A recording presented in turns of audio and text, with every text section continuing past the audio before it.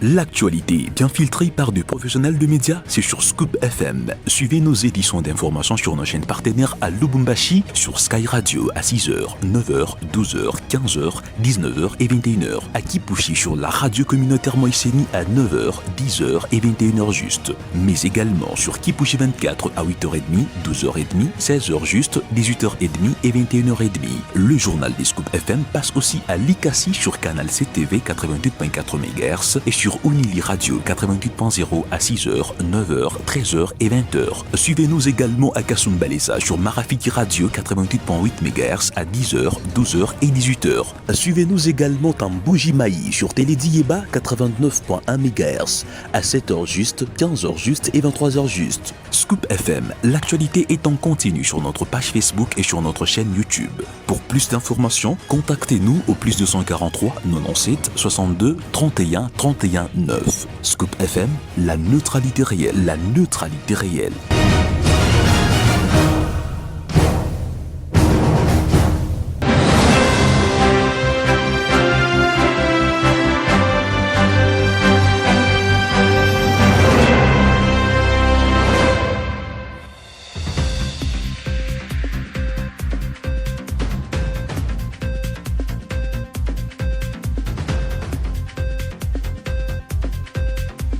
Bienvenue dans votre journal sur Scoop FM présenté par Céline Kassongo sous la coordination de Christian Mouchamba. Au sommaire, c'est lundi 16 février 2026. L'inspecteur principal provincial au Katanga 1, Jean-Pierre Kokumbo, a effectué une descente au collège Saint-Étienne Maombézi dans la sous-division éducationnelle Lubumbashi 1 afin de constater l'état préoccupant des infrastructures scolaires présentées par le directeur de l'établissement. Cette visite accompagnée de l'inspecteur adjoint et de l'inspecteur pour Lubumbashi 1 met en lumière l'urgence d'une intervention des autorités éducationnelles pour garantir un cadre d'apprentissage si rigide. Plus de précisions dans ce journal. Un incident inédit a fait près de 12 morts et 4 rescapés le week-end passé sur la rivière Kalilou à cheval entre les provinces de Lomami et Kasaï oriental. Puis des détails dans ce journal.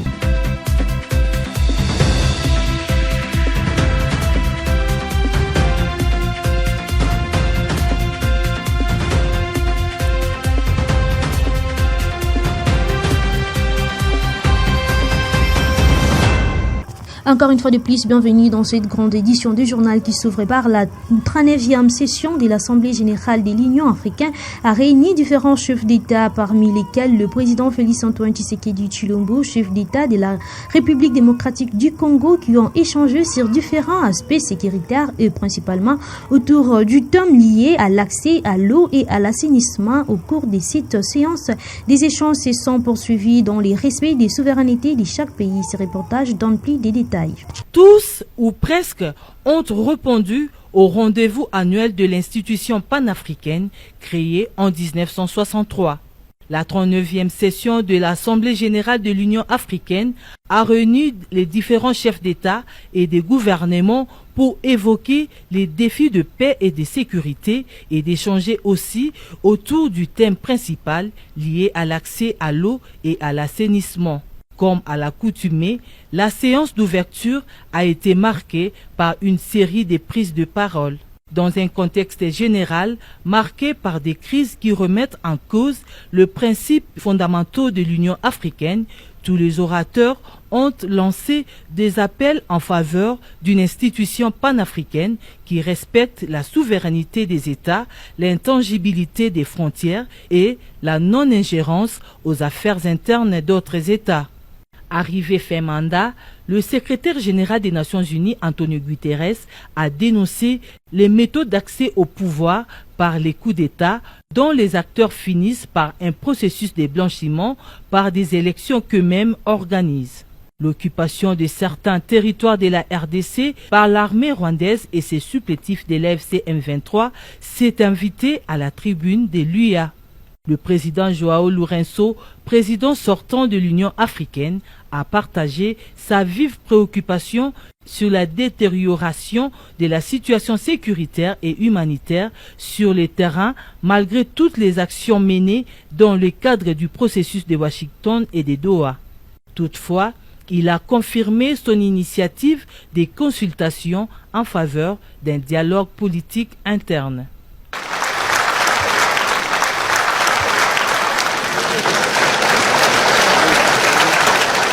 En prenant la présidence annuelle de l'Union africaine, le président Évariste Ndayishimiye a évoqué le défi sécuritaire du continent en prenant pour exemple la guerre de prédation dans l'est de la RDC.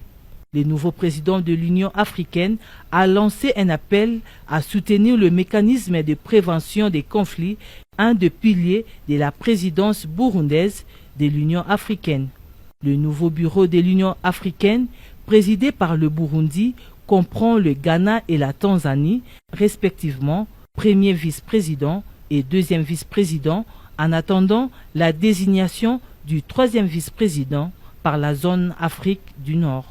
Après cette séance d'ouverture, les vrais débats entre les chefs d'État se poursuivront à huis clos. Face à la persistance de l'insécurité à Lubumbashi, l'association des corps académiques et scientifiques de l'université de Lubumbashi à Kazul-Osliton a pris l'attaque armée visant la résidence du chef des travaux Likambe, grièvement blessé par balle. L'enseignant du département des sciences sociales et politiques a subi l'amputation d'une jambe. Dans un communiqué adressé au vice-premier ministre en charge de l'intérieur et de sécurité, la Kazul dénonce les actes affreux et s'inquiète d'une recrudescence des agressions contre les professeurs par la voix de son secrétaire général.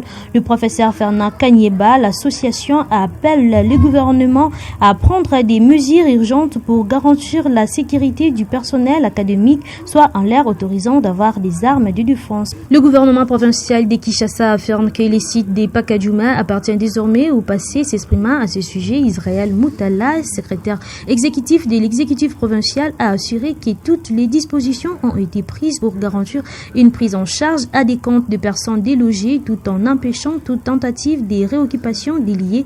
Selon lui, les processus engagés est irréversible, marquant ainsi la détermination des autorités à tourner définitivement la page de ces sites et à poursuivre les opérations d'assainissement urbain.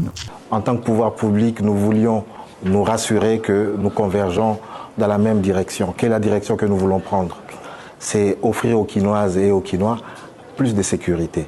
C'est permettre aux Kinois justement de mieux se déplacer, notamment en relançant le trafic ferroviaire. C'est aussi nous assurer que les Kinois soient garantis, qu'on leur garantisse une meilleure santé publique en évitant un foyer, notamment le foyer de choléra. C'est pour assurer aux Kinois la sécurité. Vous vous rappelez, il y a quelques jours, il y a eu un incendie non loin de là, à Pakadjouma, qui a causé à peu près des dégâts matériels importants. Une cinquantaine de maisons ont été incendiées.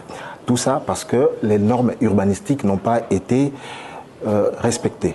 Nous voulons aussi nous assurer que tout ce qui a comme insécurité, que ce soit sur les avenues de poids lourds et l'avenue Flambeau, que nous mettons fin à cette insécurité récurrente. Donc en tant que pouvoir public, notre responsabilité première, c'est de garantir la sécurité des personnes et de leurs biens. Nous voulons aussi nous assurer que l'assainissement ne soit pas méprisé, parce que la plupart des immondices de Pakadjouma finissaient dans les caniveaux sur les longs du boulevard de poids lourds, l'avenue Congo-Japon. Donc nous voulons absolument, avec cette action de démolition, répondre à tous ces impératifs d'ordre public. Mais nous n'ignorons pas la détresse humaine qui va avec. C'est comme ça que nous prenons toutes les dispositions pour alléger un tant soit peu la misère qui a suivi cette démolition. Le gouvernement central viendra en appui à la ville qui a déjà identifié un site, qui a déjà commencé un processus d'identification de toutes les personnes qui étaient concernées par ces démolitions. En République démocratique du Congo, le député national et ancien vice-premier ministre en charge de l'Intérieur, Peter Kazadi, a affirmé qu'aucune crise politique n'est à ces jours enregistrée dans le pays. S'exprimant sur la situation nationale, le lui a soutenu que les institutions fonctionnent normalement et que le climat politique ne présente pas les caractéristiques d'une crise. Un incident inédit a fait près de 12 morts et 4 rescapés le week-end passé sur la rivière Kalelou, à cheval entre la province de Lomami et Kasaï oriental. Des détails avec Serge Kayewa Wamulumba. Les provinces du Kasaï oriental et de Lomami ont passé un week-end très agité et frustré autour de la traversée du Bac sur la rivière Kalelou séparant les deux provinces voisines. C'est suite au drame du vendredi dernier vers 9h local qui avait coûté la vie à une dizaine de personnes. En effet, en dépit de la suspension du trafic sur ce bac, dont de Enabel par la DGRCOR, Direction Générale de Recettes du Kassai-Oriental jeudi soir, en marche des travaux d'entretien qui débuteraient vendredi pour une durée de 5 jours, les agents commis à cette traversée par les deux provinces se sont arrangés pour faire traverser un minibus de marque Noah en provenance du territoire d'Ongandajika dans la province de Lomami vers le Kassai-Oriental moyennant paiement habituel. Comme le malheur ne vient pas seul, le conducteur du véhicule déjà sur le bac a invité ses passagers à prendre place à bord pendant la traversée, question de gagner le temps une fois accosté à l'autre rive. Plusieurs témoignages recoupés des sources diverses révèlent que le conducteur a démarré le minibus sur le bac, ce qui a occasionné une marche arrière du véhicule jusque dans le fond de la rivière. Le bilan fait état de 4 rescapés sur le champ et plus de 10 morts immergés avec le minibus. Les recherches déclenchées par les deux provinces grâce au concours des plongeurs ont réussi à repêcher 6 corps sans vie samedi soir et on parle d'environ 4 autres corps disparus dans l'eau.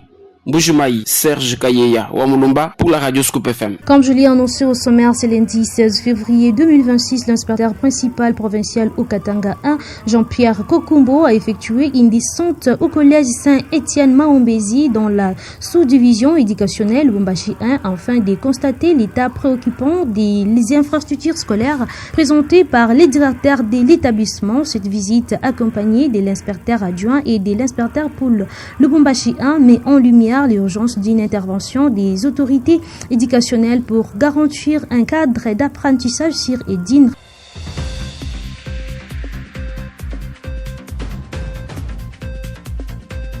C'est la fin de cette grande édition du journal. Mesdames et messieurs, merci pour votre fidélité. Je vous donne rendez-vous demain à la même heure. D'ici là, portez-vous bien.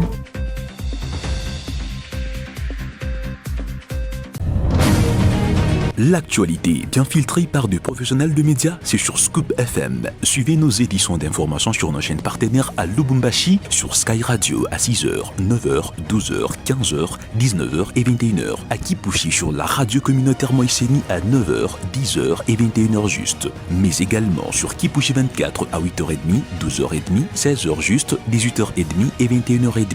Le journal des Scoop FM passe aussi à Likasi sur Canal CTV 88.4 MHz et sur Unili Radio 88.0 à 6h, 9h, 13h et 20h. Suivez-nous également à Kasumbalesa sur Marafiki Radio 88.8 MHz à 10h, 12h et 18h. Suivez-nous également en Bujimaï sur Télédiéba 89.1 MHz à 7h juste, 15h juste et 23h juste. Scoop FM, l'actualité est en continu sur notre page Facebook et sur notre chaîne YouTube.